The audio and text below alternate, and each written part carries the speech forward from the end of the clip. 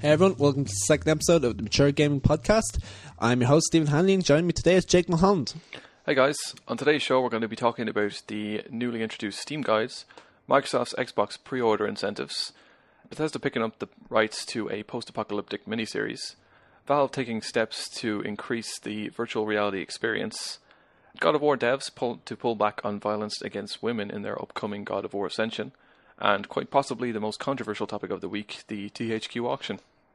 But before all that, I have a few announcements to make. Congratulations to Barry Woodland. He was the winner of our competition from episode 1. The answer, for those that didn't know it, was that the Killionaire Medal is awarded for getting a 10th kill within 4 seconds of your 9th in Halo. So congratulations, Barry. The game is on its way to you. Secondly, Mature Gaming's live event, MG Live, is commencing once again from the 22nd to the 24th of March in Allerton, Nottingham. Tickets are £30 each and are currently purchasable from the related forum post on maturegaming.com. And lastly, That Game Shop are doing a special lock-in event with Sony to promote the release of God of War Ascension. It's currently penciled in for February 21st, but that is to be confirmed. As an added bonus, That Game Shop are currently offering to pre-order or pre-purchase God of War Ascension for £36.78, making them the cheapest shop on the internet to buy from. If you're still feeling the pinch from a Christmas though, you can place a £5 pre-order deposit on the website, and the rest of the money will be taken 1 week before the game's released. This deal is only available until the end of the 21st of February, however, so if you want to take advantage of this, go to thatgameshop.com. Well, that's enough for announcements. Let's get on with the news. Right, so first up we have the Steam guides.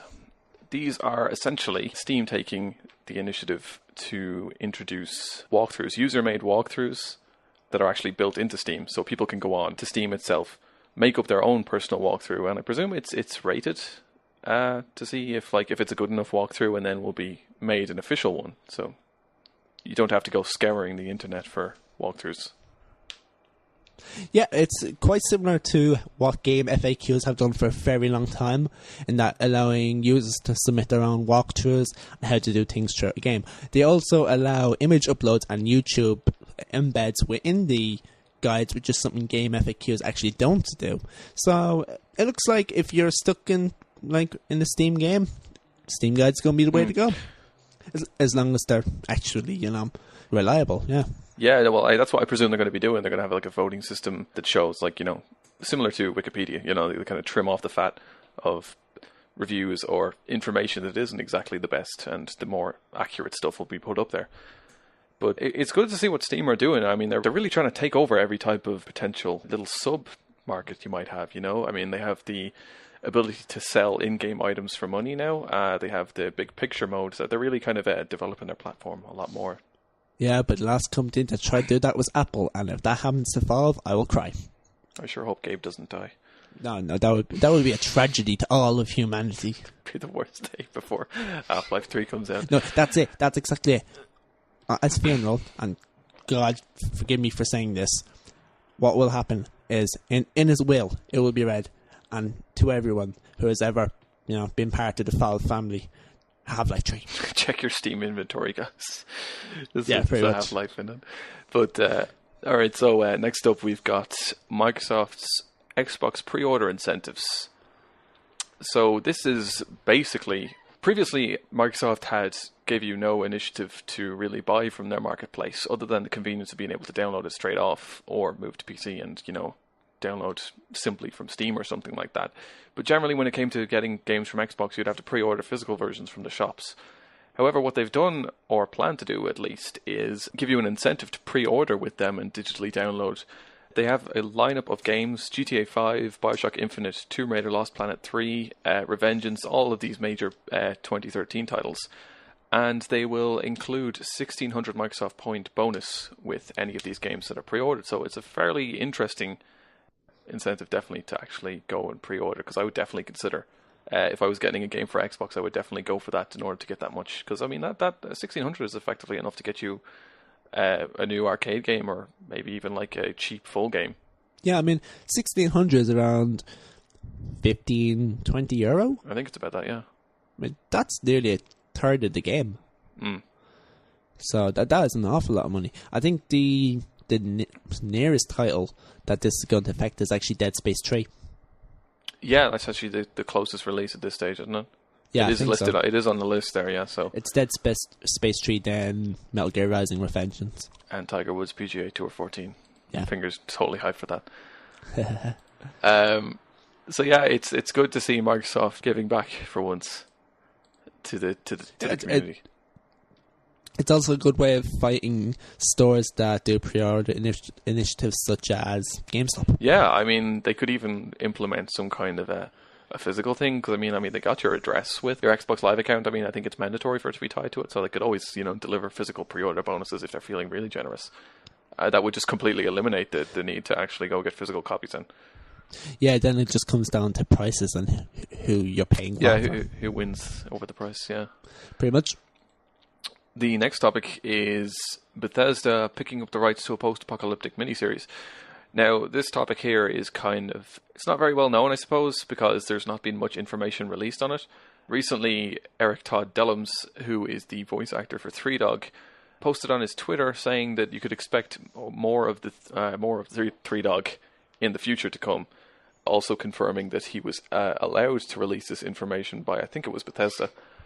And also, yeah, as I was saying, the miniseries, Bethesda were allowed to pick up a post-apocalyptic miniseries, and obviously this has got people thinking, this has to be Fallout, So people are guessing this is the lead up to Fallout 4, and if it was accompanied by a television miniseries or a web miniseries, it could have some very interesting results, definitely building up hype for the next Fallout game. I would imagine it'll end up more being a web miniseries than TV one. Yeah. Just because if it is a lead into Fallout, it's more of a niche thing. Unless they're going for it to try and get a mainstream popularity into the game. Yeah, no, I'd say you're right. It is probably a web series that will be uploaded over like a weekly basis or something. But I am really excited to see now, because I would hope it would be a live action, because I could actually have some pretty interesting results. One thing's for sure: if it is Fallout 4 and it's not on the Wii U, someone needs to be fired. I want my Pip-Boy, whatever it's called, on my Wii U gamepad strapped to my wrist. Yeah, that'd be a shame to put to waste now, wouldn't it? To actually have the Pip-Boy implemented onto the Wii U pad. It is literally so many cosplayers' dreams come true. Yeah, that'd be fantastic. I remember seeing one that was like some guy modded a iPhone, or I think it was, or an iPod Touch and put it inside of a mold for a Pip-Boy and had the interface. It was really cool. It was the closest thing I'd seen to an actual Pip-Boy. Has to happen. Has to happen, for sure. The next topic is Valve taking steps in VR. So this is kind of quite an unclear topic. It's basically Valve are looking towards a virtual reality TF2 demo, so that being their testing or their test subject for this. There's been big steps towards virtual reality in terms of the Oculus Rift and many other potential projects, but it's great for immersion now. But what people aren't considering is how this will work in an actual gameplay environment. I mean, you can put on, if you've seen demos for the Oculus Rift, you've seen people put them on and be blown away by how real it feels to be completely surrounded by your environment, not see the edges of the screen or anything like that. But if you consider stuff like the user interface and that being in your vision, that could take out some of the immersion, or it could be in your peripheral vision. Stuff like head tracking versus mouse movement, it may, in a competitive sense, virtual reality may not be as viable. It may be more difficult to aim if you're using head tracking as well as mouse movement. It would give you like less sharp responses or anything like that. So many of these difficulties that they would face that people wouldn't really think about. So it's interesting to see that Valve are taking the initiative to kind of prepare for any potential virtual reality devices on the market. See, the thing about that is, when I think virtual reality devices and a mainstream market, first thing I think of every single time, Nintendo Virtual Boy. Virtual Boy, now that's like the VR nightmare. So let's just not go with that. It's just a very bad example that kind of ruins it for the rest of them. You can't see Virtual Boy say, "Oh well, all VR is going to be shit in the future," because that existed, Yeah, well, in fairness, that didn't even live for a year. That started retailing on August 14th, 1995, and was discontinued by March 2nd, 1996. Let's just forget it existed for a while. Also, for anybody who hasn't seen Oculus Rift, I'm going to plug the shit out of this thing. Please watch it. It is a really, really interesting concept of virtual reality, and it seems like it could really work in the mainstream market well. It's not a gimmick by any means. It's just a straight enhancement on your gaming experience. So please get a look at it whenever you get the chance.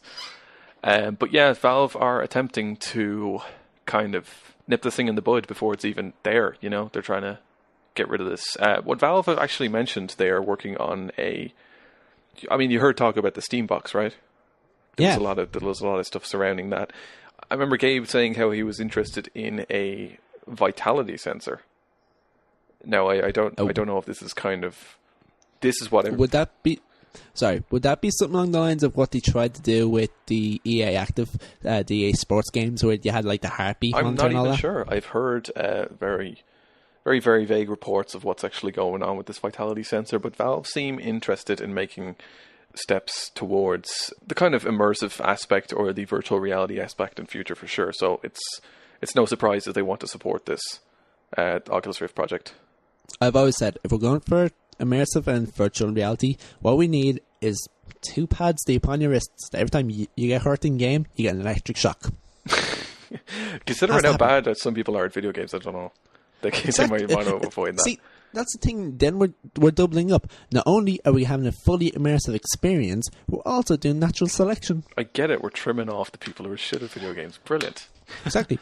Make it go back to my exclusive hobby once more. Exactly. What is wrong with this? Goodbye, most of Minecraft people. Yes. This could be our audience, so let's not go there. So, next topic is the God of War developers pulling back against violence against women in the upcoming God of War Ascension. So, basically, in an interview with IGN, the people working at Santa Monica Studios admit that they scaled down in the violence against women in the game because they believe that this is it's not a good statement about Kratos' character. They said it doesn't befit his character. And from what I've seen, there is no mention of pulling back against the violence against men. God of War Ascension, as you know, that God of War has kind of always been known for its gratuitous amounts of violence, from pulling people's heads off to punching people's face into a concave in their skull. It's not exactly the next Super Mario sequel, but I don't understand why they're being very selective about the violence against women, as I don't see what it has to be different between male and female. It's kind of pushing away from the idea of equality. Well, I have had the chance to play the multiplayer beta for this game, and from what I've seen, because it's only ever male on male in the multiplayer, no, they haven't toned down at all for multiplayer kills. They are brutal. Yeah. But I can't say about the female one, because there are no female multiplayer characters that I know of in the beta. But no, I can understand their point of view, especially because violence against women is, it's obviously a very bad thing, and I suppose they're probably thinking that it could inadvertently promote violence against women for those that aren't fully mentally stable. I suppose, but what's to say it doesn't promote violence against men, I mean, it's the same deal. Well, that's the thing. When you think of a man attacking another man and then a man attacking a woman, which one seems more drastic? Of course, why does it seem more drastic, though? But let's not get into the debate of equality. I just wouldn't want to see, because of a controversial topic, I wouldn't want to see the story or integrity of a series compromised. Yeah, no, that's understandable. I don't think that's going to happen. But one thing's for sure, if there's no more Snake Lady titties, then that is just a bad thing to all of gaming. Snake Lady titties selling God of War since it came out. Yeah. So, one of the last topics of today is the THQ auction, but by no means the smallest. Yes, and first and foremost, our deepest condolences to those that have been affected by the THQ auction. So, a lot of THQ's major assets got sold due to them filing Chapter 11 not that long ago, which is a shame, but there could be some potential for a lot of the IPs. So we start off at top. Relic Studios and the Company Heroes IP was bought by the Sega Corporation for $26.6 million. That's a lot of money that I didn't think Sega had. Yeah, Sega actually obviously are pretty well off to be able to just go and pick that up the minute it's dropped by THQ. Especially so close to the Company Heroes 2 launch. I mean, I got to see that game pre-alpha, and it was outstanding, which has me slightly worried that they might try and change it, which, if they did, I mean, the way THQ seemed to be going with it, and Relic seemed to be going with it, it was going to be amazing. Well, of course, THQ are only a publisher at the end of the day, right?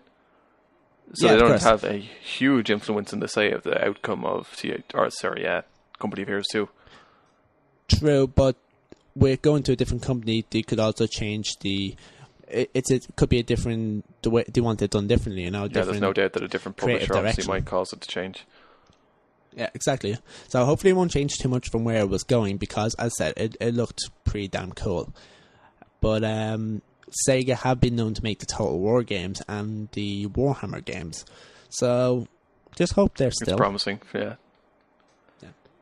Ubisoft bought the THQ Montreal studio, the unannounced IP 1666 and the Underdog IP for $2.5 million, along with the license for South Park: The Stick of Truth at $3.2 million. That was a really good buy for Ubisoft, as when I got to see South Park, it looked awesome.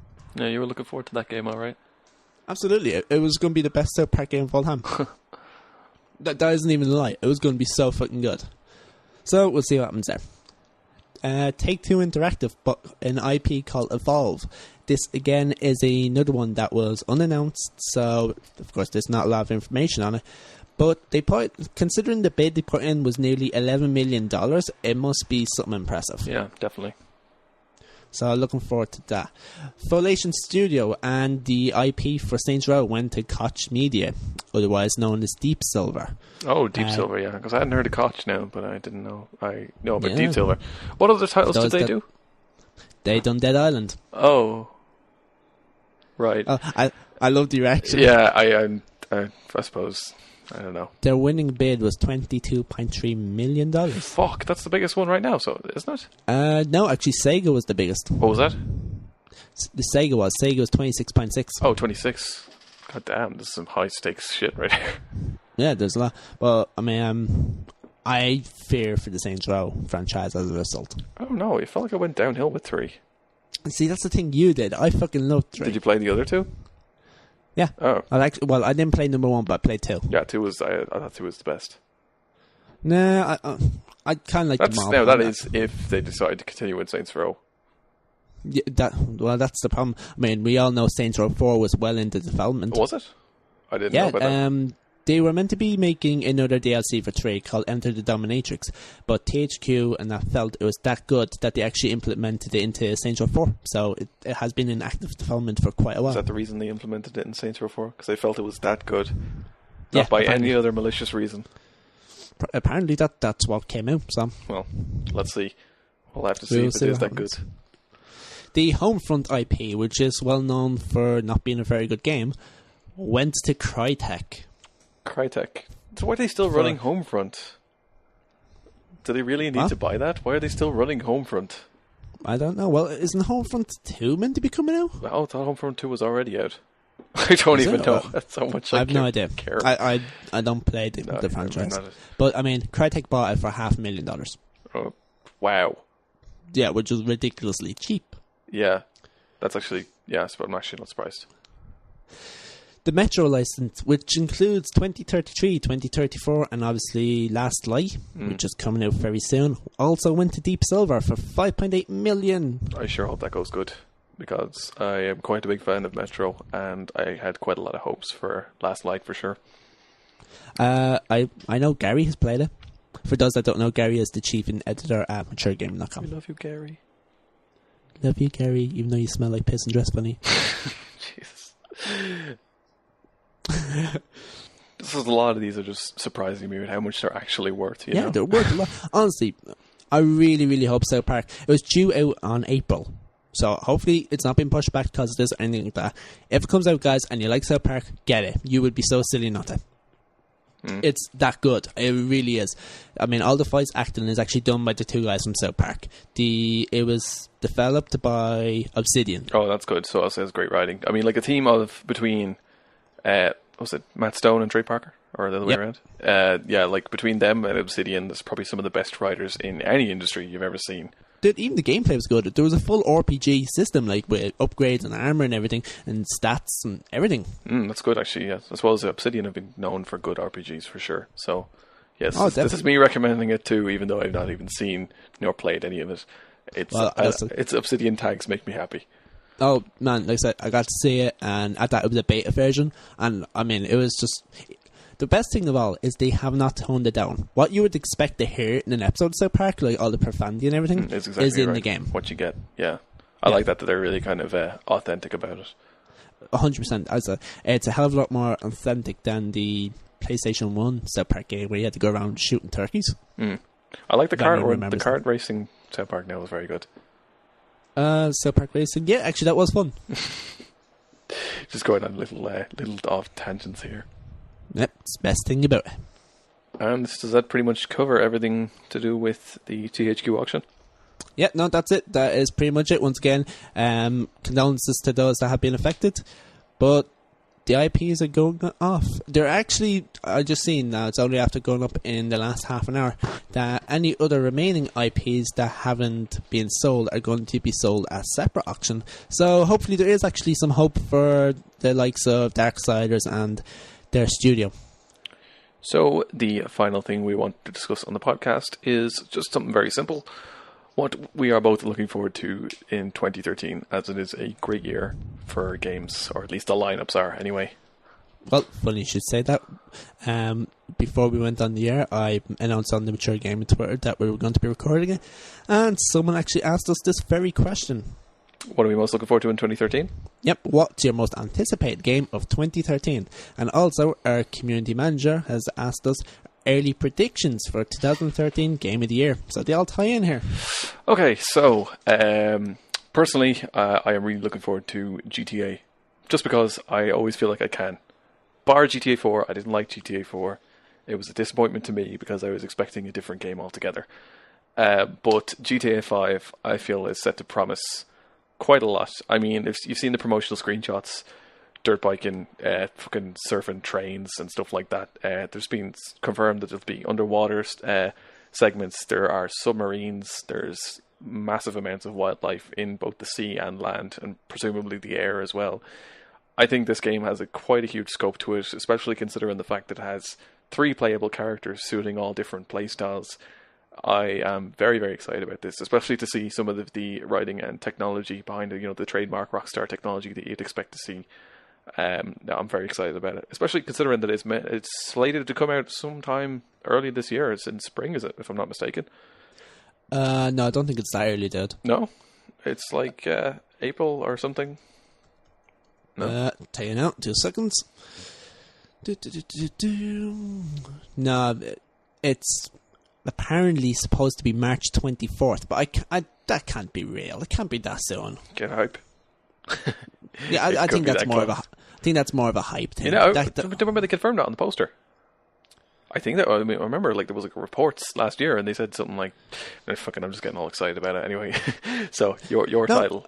I do know the poster you're on about, to go back to it, but I don't believe it. You don't believe it? No, not in the slightest. Well, fingers crossed. It's a good game anyway. I don't care if they delay it, as long as it comes out this year and it's good. I think the fact they're going with 3 characters now as opposed to your one guy is a really cool new twist on the series. Definitely. I just hope that it doesn't mean you're going to have 3 different story arcs, especially with side missions. Yeah, but I think it shows a lot of promise for sure. Yeah, no, it does. I haven't looked too much into it because generally I don't get very excited for Grand Theft Auto games. I enjoy them, but I don't get excited for them. There's not even much information on it, so even if you did, they're keeping really tight-lipped on it. Yeah, I mean, bar the couple of screenshots that have come out, yeah. It's just really not much there. Yeah, Rockstar being really stingy with information as usual. Yep. Funny you should mention Rockstar though, because they are also owned by Take-Two, who we talked about earlier.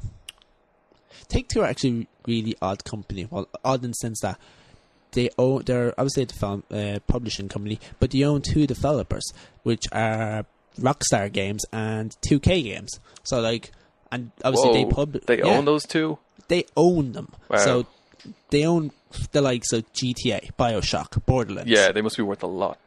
Yeah, I mean, it's insane. It's crazy. So actually, that kind of makes me excited for that Evolve that we were talking about earlier. Yeah.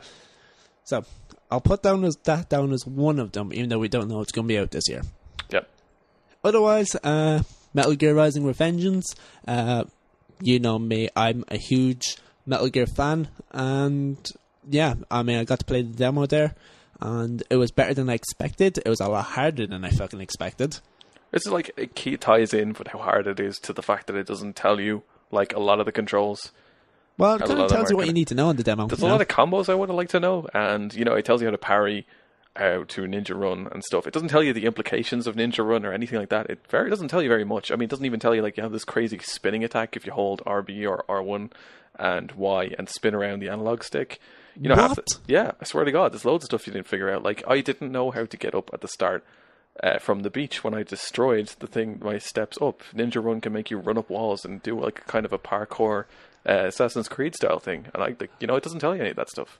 Simon, did you also destroy the stairs in the demo? I destroyed everything in that beach that I could possibly find. I spent ages trying to kill the cat. I'm so glad I'm not the only one. Everyone did. I really am impressed with how detailed the cutting engine is. I really enjoyed it. Yeah, no, I thought it was pretty damn cool. I actually really like the fact that they managed to blend like that. It looks and sounds like a Metal Gear Solid game, but it just plays so differently. Plays like a platinum game. Yeah, exactly. Yeah. Plays like Platinum game. It's such a good mesh. You can tell Kojima has had his hands on this. Definitely, he's had an input in it, but it's got the kind of crazy style you'd expect. By the way, I don't know if you copped onto this, but I did, and I just as soon as I seen it, I was like, yes, thank you.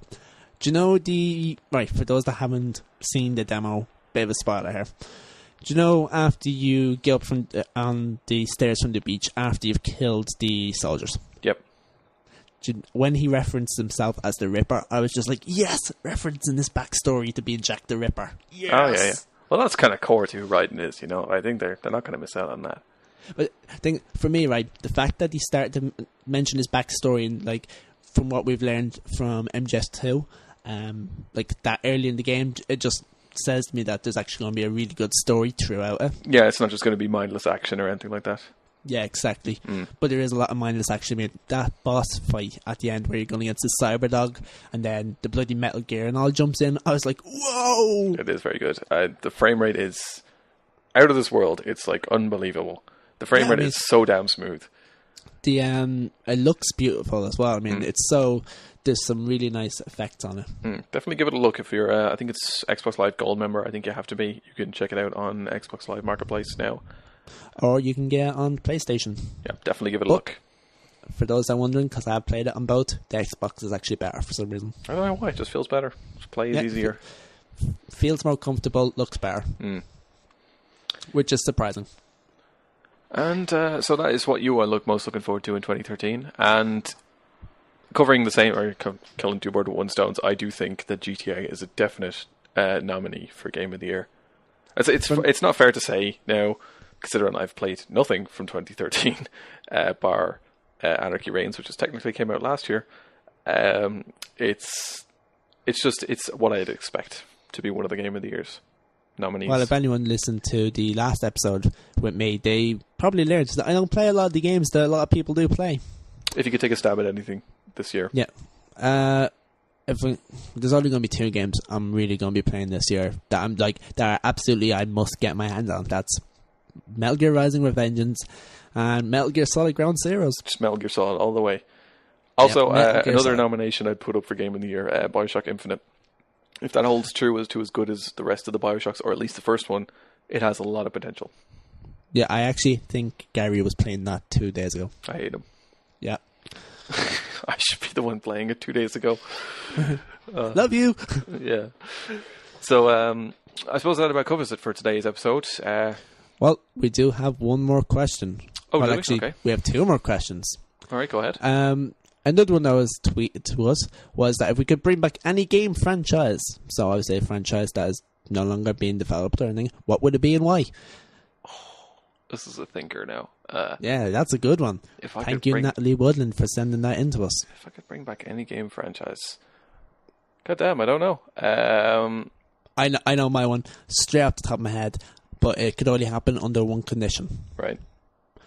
Crash Bandicoot with the Crash Bandicoot 3 team. I was actually going to say that, Crash. I was going to bring back Crash. Now, not in some bastardized Activision tier version of it.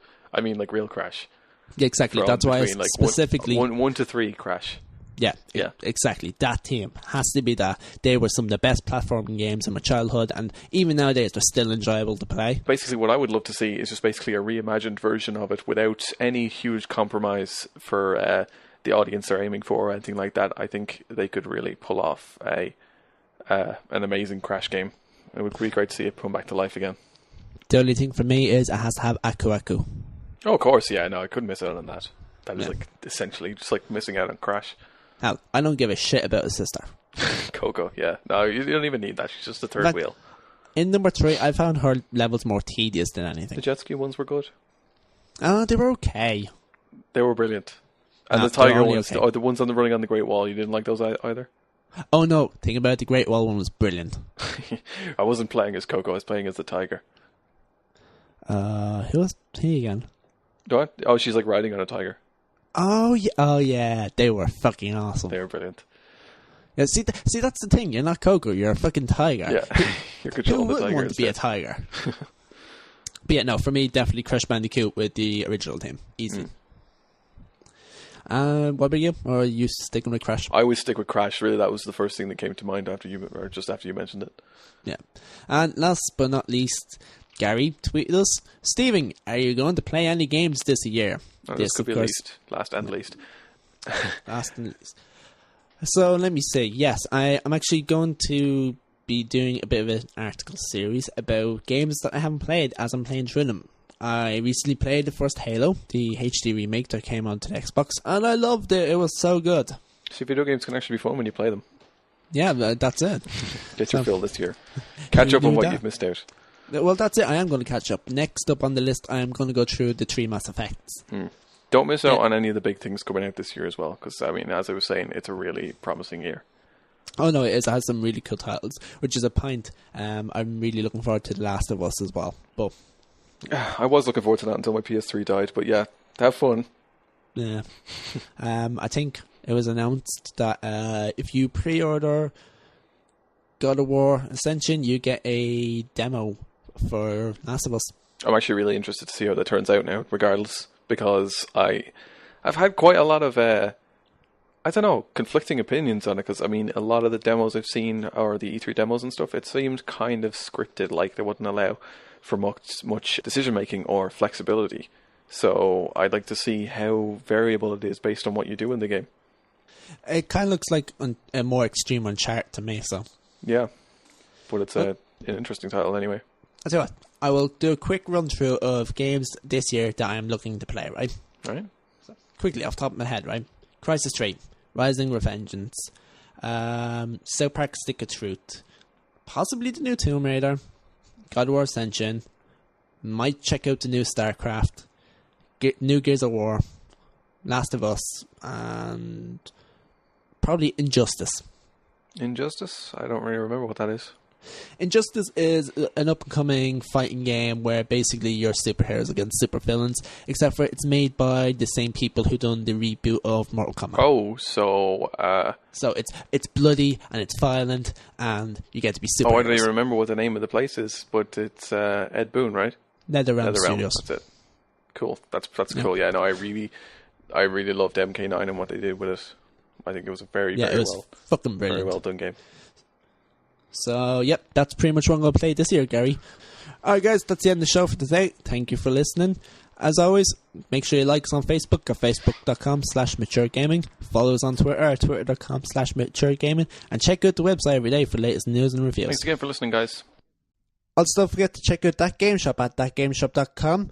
You can get them on Facebook at facebook.com/thatgameshop and also on Twitter at twitter.com/thatgameshop. Take care, guys.